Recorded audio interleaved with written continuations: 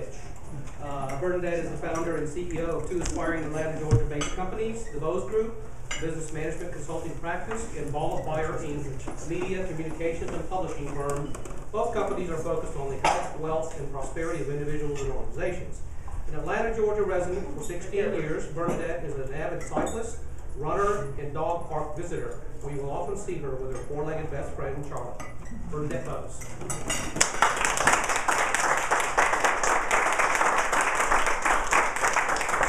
Thank you, thank you, thank you. And for those of you, it's nice to see some familiar faces, because how long was it? About a year ago? Last year or something. Okay. So it was nice to see some familiar faces. Nothing like walking into a room to complete strangers, so that was very nice. And since those of you who do know me, and those of you who we've worked together, will know I always put you to work. So enjoy your food, but at the same time, we will be working. So let me ask for some assistance in getting those handed out. I wanted to take a different spin on a typical topic. How many of you have gone to training or some sort of program around how do you improve customer satisfaction? Okay? We typically all do. And if you're in the business, which you all are, that is a typical focus that you should definitely be paying attention to.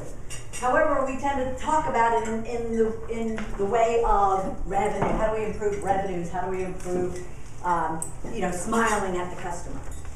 And what I want to do is I want to kind of present it in such a way that it's a different spin on it. Because you have enough? I think we should. Need some more? No, I think we should have enough. I need one over here. So, I can steal hers. It's okay.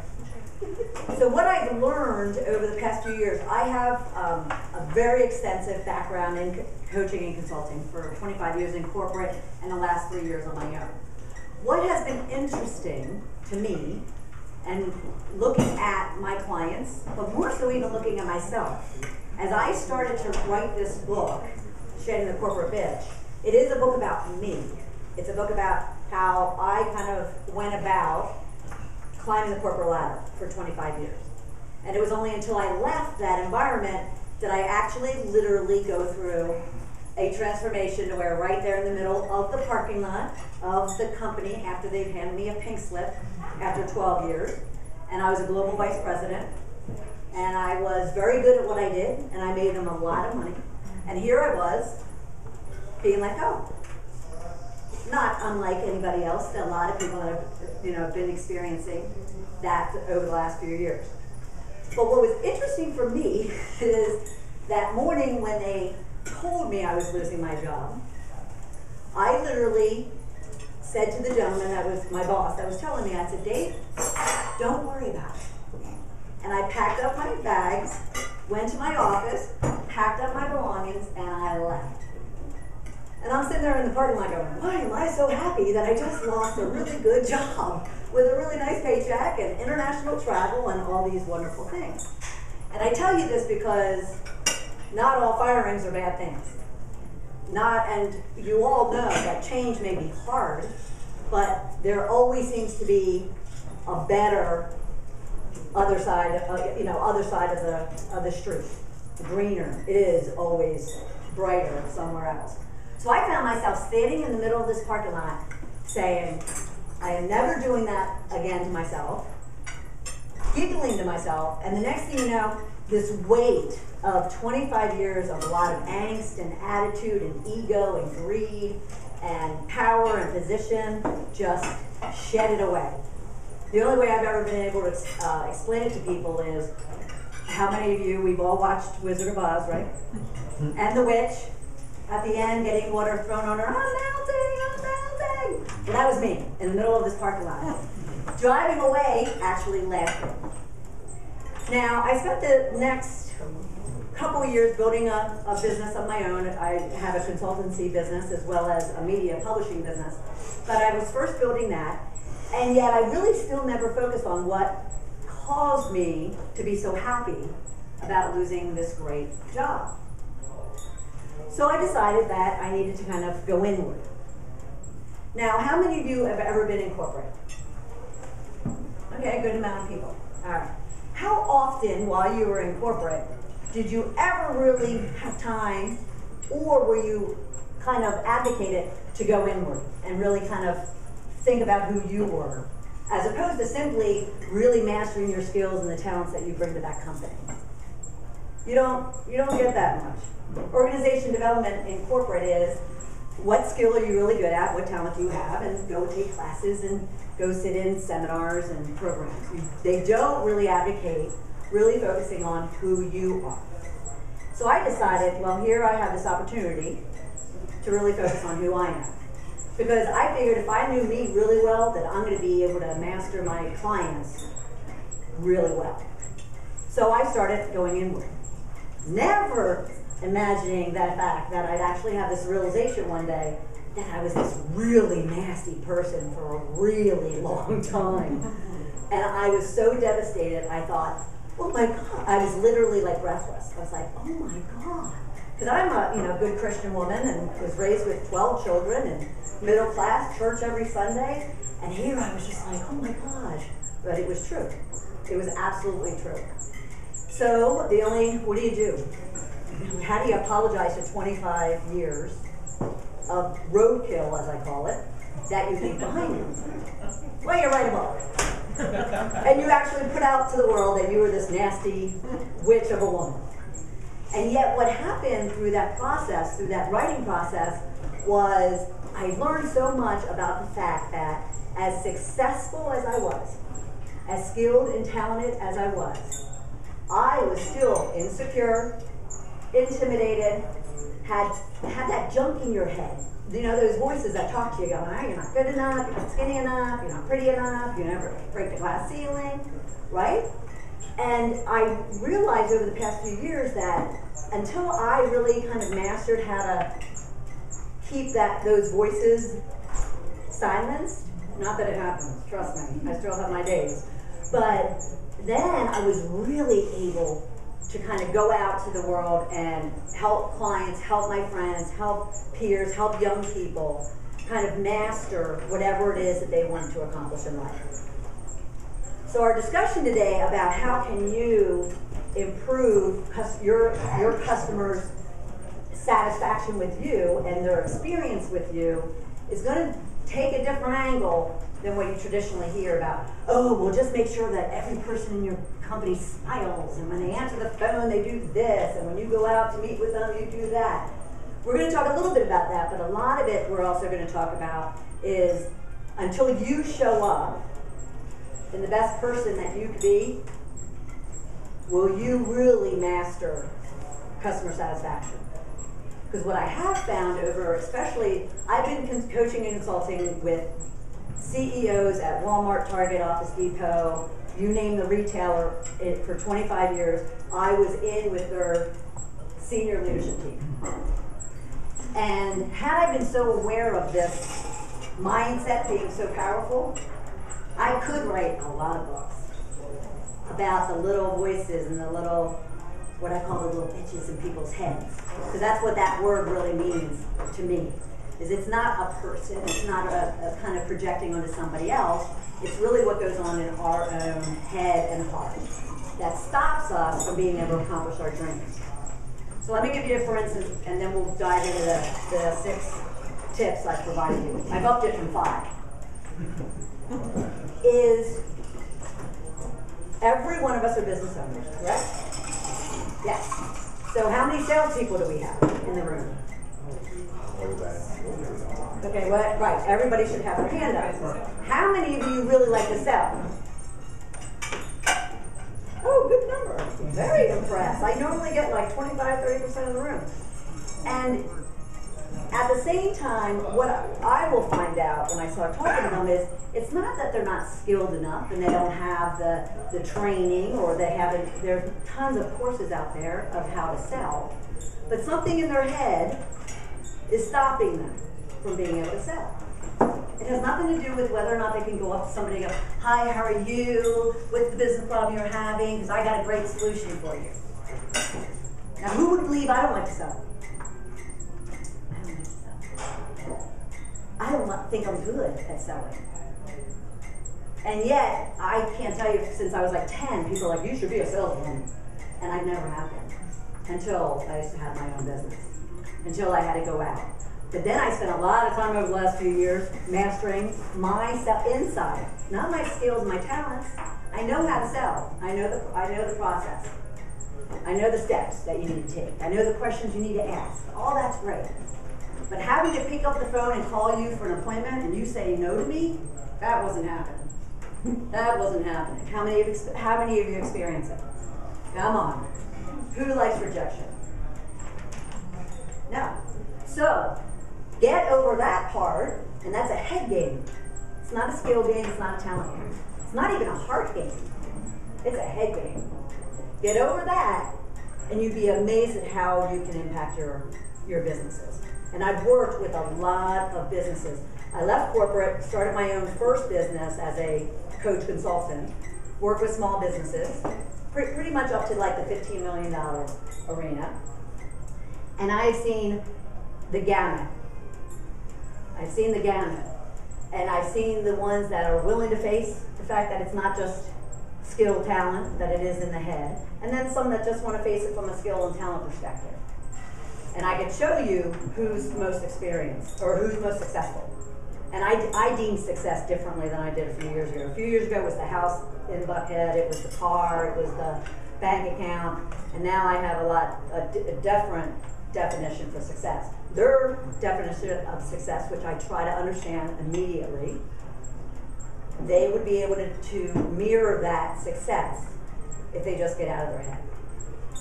So customer satisfaction, what you're able to deliver to your customer, is not a great product. I've known you guys for a while. We met actually multiple times.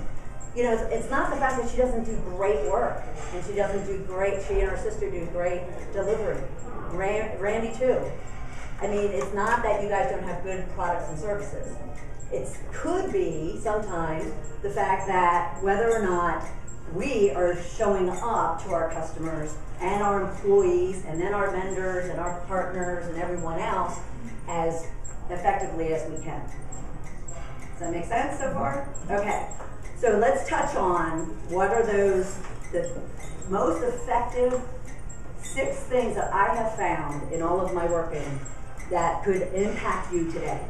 Now, part of this I remember the last time when I was here, and I was actually standing over there, and I asked these questions, a few of these questions. I'm going to see if the numbers have gone up at all.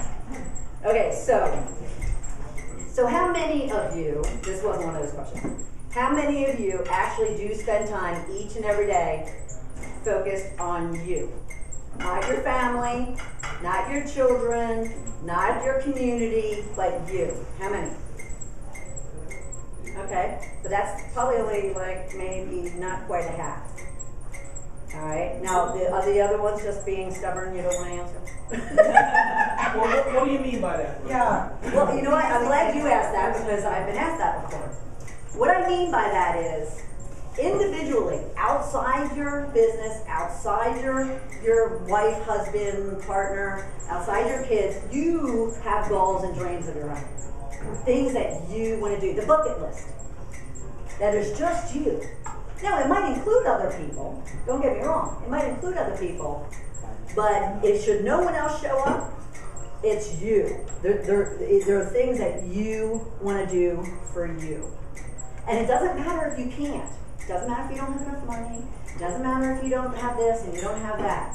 Because trust me, I've also found, especially over the last few years, evolving my consultancy business to really focusing on this brand that I've created around shedding the hood. I've also learned that people can accomplish just about anything. Or anything, actually. If they get in their heart what it is that they really want. So, does that answer your question? So if I were to ask it again, who spends time on them each and every day, how many of you would say you do? Nice. That's very nice, because a lot of times it's a lot lower. So the only thing I would suggest to those of you who didn't raise your hand, unless you're shy or just not willing to participate, is to do that. to just spend 5 minutes a day. I actually spend a great amount of time now per day focused on what is it that I truly want. What is it that I need to do in order to get that? And then who can help me along the way? And right now, I have to tell you, like 95% of it is professional. And I'd love it to be like 50% professional, 50% personal, but I don't have, but that's not the priority right now. So a lot of it is business-wise, but it's what I personally want. Not what you want for me, not what my family wants for me, not what anybody else wants for me, but what I want. So one of the most freeing and liberating things you could do for yourself is to take 5 minutes and just like shut everything out, shut everybody away from you, and just really ask yourself that question. Because you owe it to yourself. I tend to now talk a lot about the fact that, you know, I thought I was the ultimate corporate person. I thought I'd spend my whole life in corporate. I thought I'd be this very uptight, rigid woman that I was for so many years. And I did. I found a whole new kind of outlet when I left, and when I started shedding all these layers away. And I have now tons of goals and tons of dreams that I didn't have 3 years ago, even last year. But yet I for 25 years, maybe even my first 40 years, I just never paid attention to it. Because I thought it was too important I thought it was too selfish, and I thought it was too important to care about everybody else, serve other people. Well, you can't serve other people really well until you serve yourself. And that goes with your clients and your customers. If you're not working on yourself and showing up as that best person, your customers, prospects are going to smell it. They smell it. And therefore, if you can get to yourself to the point where you are really, comfortable in your own skin and focused on yourself, you will be able to focus on your customer. And if you don't believe me, or you're sitting there going, "Oh, this woman's full of woo-woo," because if you had asked me 3 years ago, would I be in the woo-woo business ever? I call it woo-woo business. I would have told you no way in hell. No way in hell. And yet, just from experience and from change and watching other people grow and really master whatever it is that they want for themselves by just paying attention to themselves, it's been unbelievable. It's been really unbelievable. So even if you spend 5 minutes to yourself, you're not being selfish, and your family, your kids, your friends, your business is going to benefit by you really kind of saying, you know what, I need to figure out what it is that I want to be doing. And I always tend to say, we get one shot at this lifetime. And I can't believe I'm 49. Yes, I'm a woman who's willing to admit that. And I can't believe, like yesterday I was 15, and yet now I'm 49. I don't want to be 50, 55, 60, and still hoping and wishing on things that I can make happen if I wanted to. So can you. Okay, so spend time for yourself. This was the question I asked the last time, and I tend to ask this question and get very surprising results.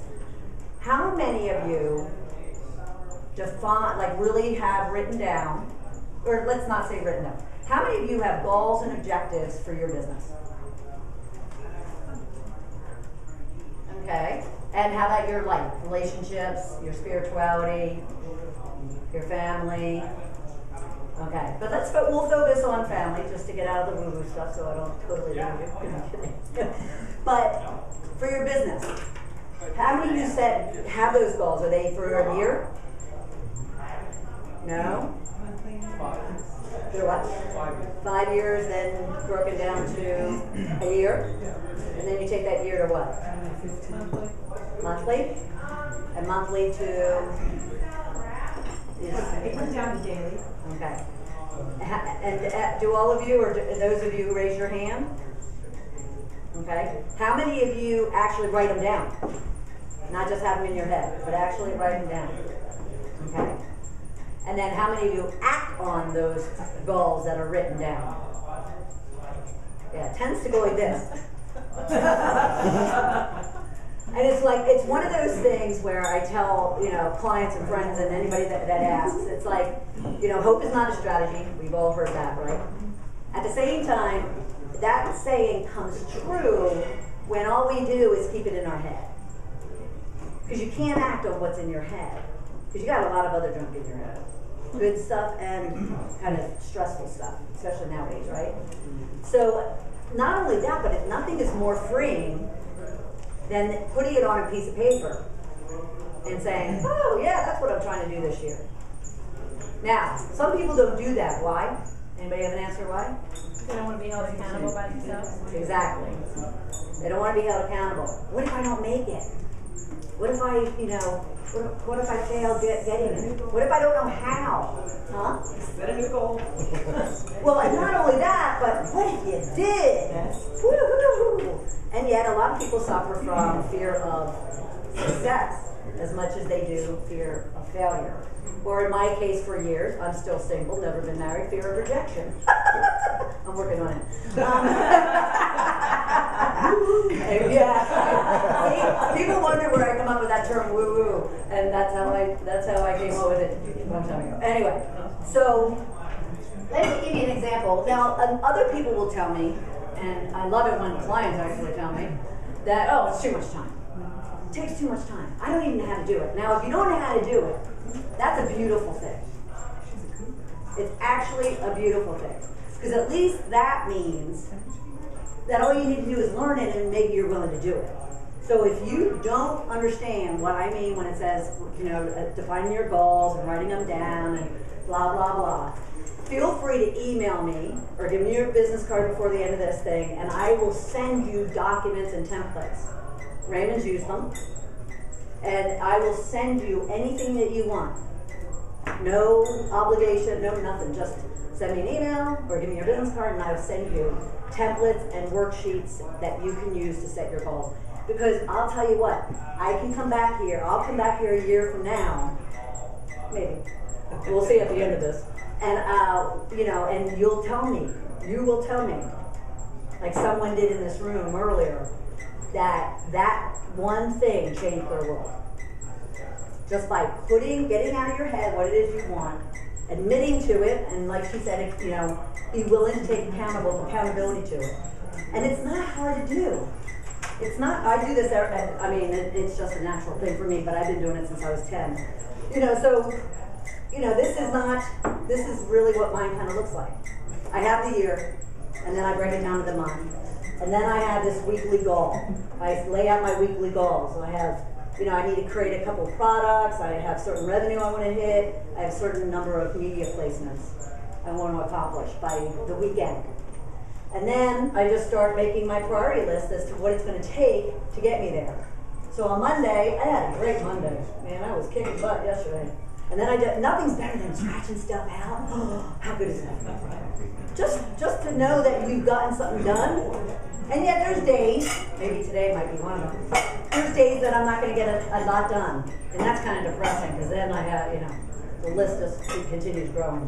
However, it feels great to see your checked off list. I typically, you'll notice, I only have, even though I have a bunch of stuff written, I advise you to only give yourself like 2 or 3 things to do each day. Don't give yourself anything more than that. Because you can always add to it. But nothing's more depressing than having a long laundry list that you're staring at like I do right now and not accomplishing them. So actually what I'll do is I'll number them and that's all I focus on during the day. So I already have Monday, Tuesday, Wednesday, and then I stop at Wednesday because things will change by tomorrow, let alone today. So this takes 5-10 minutes. It's that 5 minutes of time that you take thinking about you is what is it that you want to accomplish in the week. And I include my fitness stuff. How depressing is that? But I do. I say, okay, I want to go to kickboxing at least 3 times this week. I want to get to the gym 1 time this week. The dog is just kind of natural. But, I do, because if not, and it's on my calendar. Because then what I do is I literally take this list and it becomes my calendar. So if you go on my Outlook calendar right now, you can actually check me on this, go to Tungle, and you can probably look into my calendar. It will have when I go to kickboxing, when I do my planning, which includes goal setting, when I go see, I don't really have a lot of clients right now because I'm building a business, so I'm not really prospecting for clients. But when I'm gonna do product development, the only things are whatever it is that I defined, my goals is what reflects in my Outlook calendar. And it's the easiest way to hold yourself accountable without holding yourself accountable. Because if you make it an appointment in your calendar that you have to work on X, you have to go see clients, you have, like a lot of yours right now, mine is books. I have a number of books I want to sell and number of media placements. So translate that to yours, which will be maybe number of prospect meetings you want to have this week. You want to hit a certain number of networking events so you can gain those prospects that you're looking for. It could be that you want to close an order or two this week. Specifically, what is it that you want to accomplish? And then each day, very simply, what do you need to do in order to do that? Well, I need to go to 4 networking events. Okay, which ones are they? Block them on your calendar. Well, I need to get 5 leads. Okay, fill out 5 places on your calendar that you can go and have a prospect meeting. Does this make sense? For those of you who didn't raise your hand, did that sound complicated or hard to do? Honestly, truly. Because at first it will be, just like anything, right? Well, I don't do it now. Now you're going to tell me I have to build 15 minutes into my day so I can like sit down and have to scribble in a piece of paper. But I can guarantee you, I can call you next week if you were to, let's give it a week and a half. So today's Wednesday. Tuesday? Oh, yeah. Days run into each other these days. But you literally can go home today or back to your office and do this for this week. Even finish it for this week. Say, okay, what did I want to accomplish this week? And I have 4 more days to do it. And I can guarantee you, come Monday, if I were to call you, you will be like, oh my God, I saved time. I took away all my junk. Like I only do emails in the morning and at lunch and at night. No email during the day. And we'll talk about that in a minute. So it's literally blocked out on my calendar. Now, some services business are geared on email. But if that's true, then we'll talk about that in a second. Okay? So not hard to do, but I can guarantee you will gain about 200% of productivity. Not 5%, not 10%, not 100%. But I probably have done this at least 400 or 500 times over the last 3 years with clients or friends or whoever comes up to me and asks. And a majority of them, if not all of them, do see productivity improvements. Okay, so one big tip, the first big tip. All right. Know and understand your value. This is one of my favorite topics. But know and understand your value and worth to your customers is going to help your customers be very satisfied and keep coming back to you. Now, this doesn't mean, value doesn't mean that you're the cheapest. As a matter of fact, the majority of the people that I work with, I will have them increase their pricing because they're already undervaluing themselves. I walked out of corporate and I literally would be billed out to my clients at like $650, $700 an hour. So I came out going, well, I get billed out at $600, $700 an hour. And my friends thought I was absolutely nuts. What did I know, right? So they actually, head, remember, it all plays up here. They actually convinced me, this is 2008, worst financial, economic situation we've ever been in. And they convinced me, no way are you ever going to get that amount of money. You need to, bring it down. And what did I do? I brought it down. I know, I brought it down. I brought it down to something that I thought, okay, I have to compete with, all these other business coaches and consultants. It was 2008. People thought I was nuts as it was to start a business in 2008. And yet I was like, I don't care about those other coaches and consultants. I bring something very different to the table. They bring something different to the table. And there's enough people, enough businesses in Atlanta, let alone the country, that we all can do business. So I don't have a competitive issue when it comes to, there could be 10 coaches in here. And I can guarantee you they'll get clients out of the group, I'll get clients out of the group, so forth and so on. So, because I do know my value and my worth. Okay, and I don't need to sound conceited or egotistical. I just know my value and my worth when it comes to coaching and consulting. But I let my head get in the way and peer pressure and all the other things that were going on, and I allowed myself to devalue my worth. So what do you think happened? I got a lot of clients.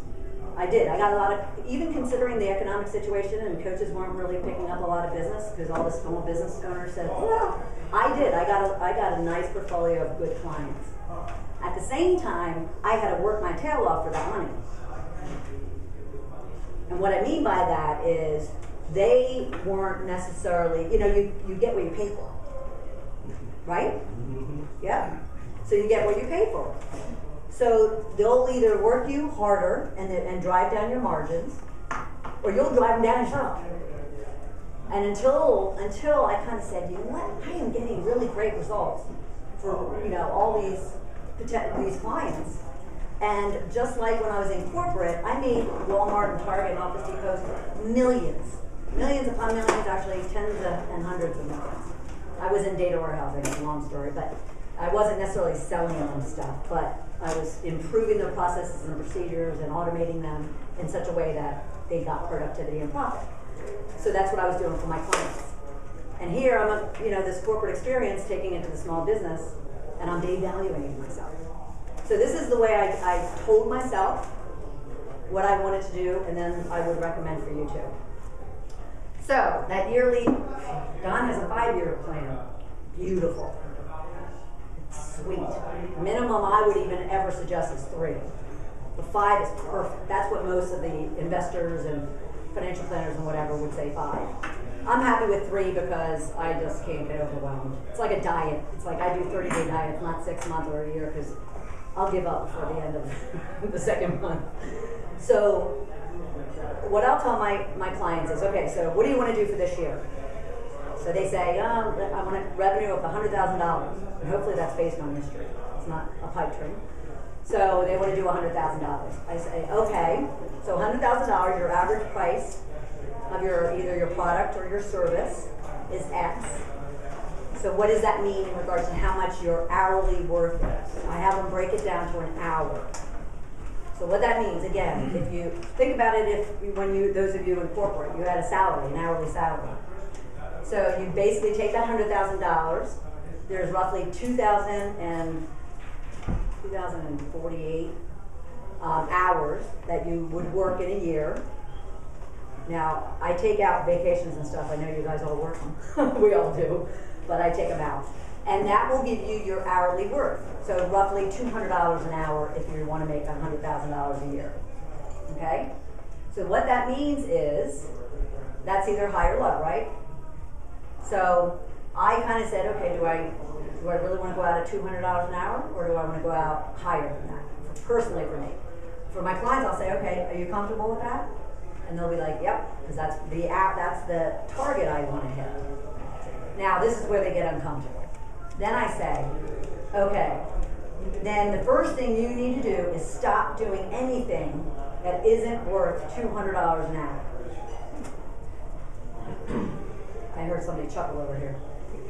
And that's what most, I know, it's like, yeah, right. Eyes come to Yeah, right. But think about it. And I'm not suggesting that you have to go out and all of a sudden you have to hire this huge team, which you could talk to me about that because I have very creative ways for getting team members on board and not even paying them a dime for a year and a half. But what you could do is you sit there and you look at everything that you need to do, that list, and you say, okay, so what your revenue generating hours, predominantly 9 to 5 in here? Anybody off kilter from 9 to 5? You're 24 hours? Yeah, okay. So, but can you actually meet with your prospective clients? Okay, so 9 to 5. Okay, 9 to 5. Even though you support your customers 24 hours a day, you're really only going to meet them. You show up at my house at midnight, I'm going to kill you. No. So, what I tell people to do is 9 to 5 is your revenue generating hours. Period, end of story. So you take this list of all the things that you need to do, and you have to say to yourself, what is going to make me money? and what is not. That's the first way you prioritize. If you have an issue with prioritizing or knowing what to do, what not to do during a work day, it's the number one easiest way to do it, is which one of the 9 zillion things I probably have on my list, which hopefully you only have 3 after today, 3, is money making. Now that's going to be events like this, because you can actually meet a client, a new client. It's going to be, for me, because I'm building a brand, doing Facebook is actually money making for me. Okay, because it's building my brand. But email is not. Some people on Facebook it is not. Doing medial tasks. Even one client loved him to death. However, I would say 65% of his 9 to 5 day was doing personal errands. And I would say, is the dry cleaner not open at 6 o'clock in the evening? I'm considered a tough love coach, so I'm not here to stroke you. I'm here for you to make money and for you to be productive and have a life. Okay? So I'd say to him, you can't go to the grocery store and pick up milk at 5:05 when you leave the office, or on the way back from a customer prospective meeting. And so we sat there, probably took a good 2 or 3 sessions, just totally ripping apart his head and his plan and reorganizing his schedule. Because anything that you're doing between 9 to 5 that's not generating you money in any way, shape, or form is never going to allow you to make your goal. Yes. And yes, please ask questions. Okay, first of all, I want to make $100,000 a year.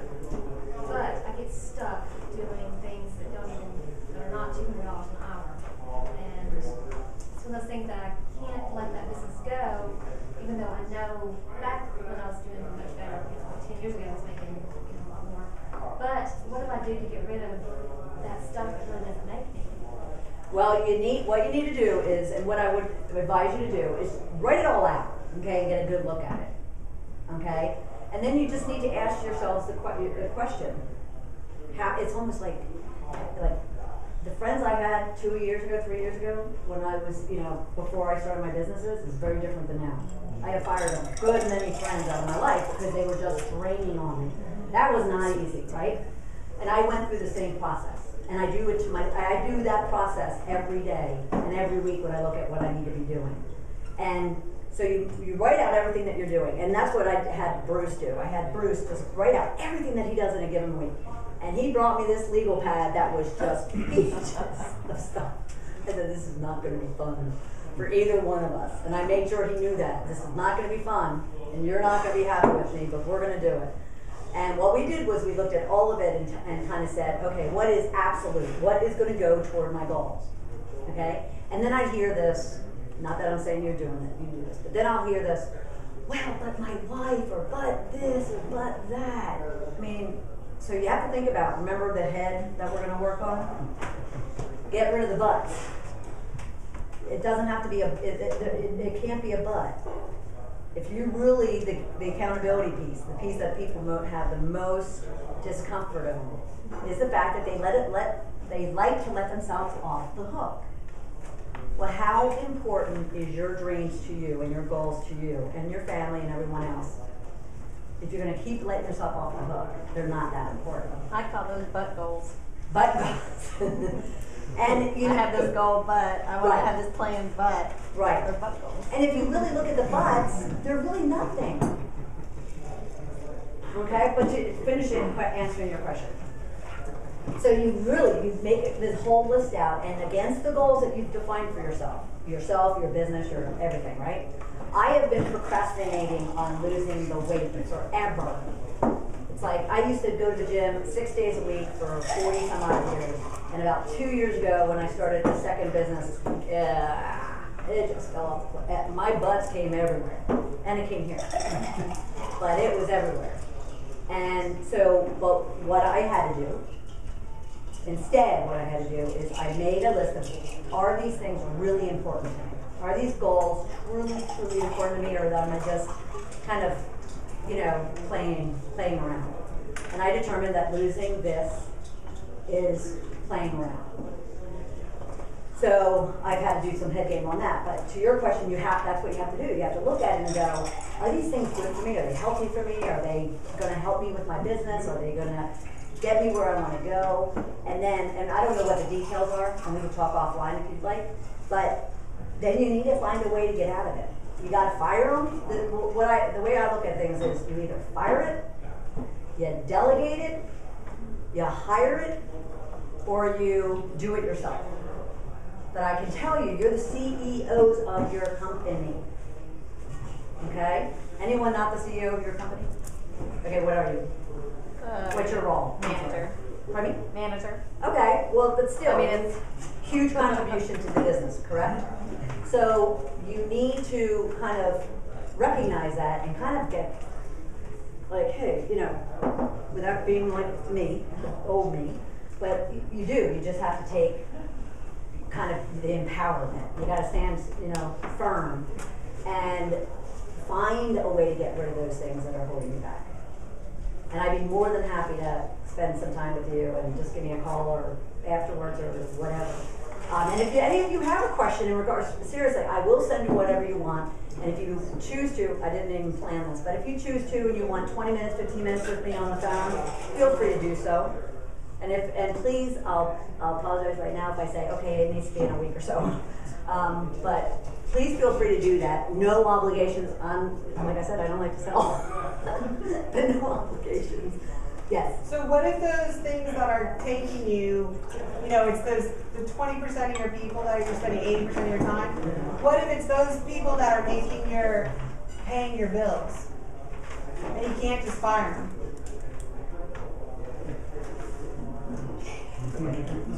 Sure Well, you can fire anybody. Well, you know what I mean. But I mean, it's either You're the CEO or you're their manager in any way, shape, or form. And yes, I've never had a problem firing someone. It's not, I don't like it, but no, if it's a client though, but if they're paying the bills and they're making. yeah. What do you do then? If you're not in a position where you can afford to lose them, even they're paying your. Then what you do, What? that's a great question. Okay, so what you do, because now you're talking clients versus employees. Because the employee part is No, the employee I don't have an issue. Okay, good. Okay, so clients, what I advise people to do is if you know that you have, like I also have them rank their clients, you know, and look at the profitability of those clients. And then what I have them do is if there are some that they need to get rid of to not only bring up their margin but their sanity, then we put it, I would suggest to you find tactics and strategies for finding new clients that fit your thing so you then can get rid of them. Yeah, and then get rid of them. Because I have one client that I've been working with for 2.5 years now. And they're a $4 million they were when I started, a $4 million manufacturer who considered themselves a mom and pop shop. Well, I don't know about you, but I would like to be making $4 million a year. And I wouldn't be calling myself a mom and pop shop if I was. So that was the first thing I had to get them to get out of their head. Is you're not a mom and pop shop, you're a $4 million business. Today they're 6.5. But their problem was they had and they still have some issues. They have all these clients that are just dragging them down. And they were doing it to themselves. They were pricing, in this competitive mode, the value, which we'll talk about a different angle of that in a minute. And they were dragging their margins down, and it was killing them. So the tough love woman that I am, I just kind of said, okay, these are the parameters for the type of clients we take on, and we don't take on anybody that falls outside of these parameters. Now, it doesn't mean that the clients that you don't have those that are going to be low margin and those that are going to be high margin. But if you deemed your margin to be X, you can have low margin clients, as long as the high margin clients bring you to the margin that you want. So again, that touches on, as CEOs, as business owners, as managers, planning is not a one-time-a-year thing. It's not a one-time-a-month thing. It's a daily thing. Well, one thing though, Bernadette, is I hear you talk about that is that, if you're a